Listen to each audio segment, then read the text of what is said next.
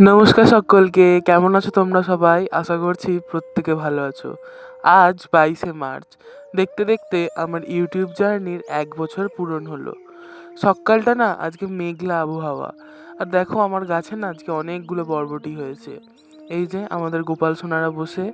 আজকে একটু স্পেশাল দিনে দুপুরে কিন্তু ভোগ দিয়েছিলাম ফল। আর আজকে সোনাদের কি ভালো লাগছে। আচ্ছা, আমাদের সব কিছুর সফলতার পিছনে সত্যিই কি ঈশ্বর থাকে?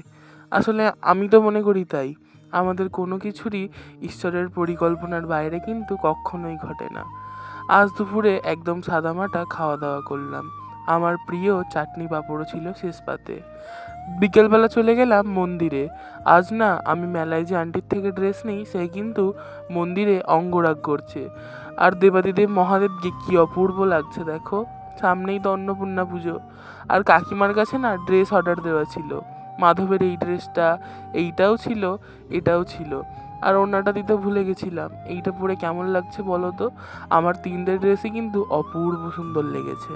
আজ তো বিশেষ দিন, নিজের জন্য বিশেষ কিছু না করলেও ভগবানকে বিশেষ কিছু রান্না করব। সেই জন্য আজকে করছি সন্ধ্যেবেলা পনির আর পরোটা।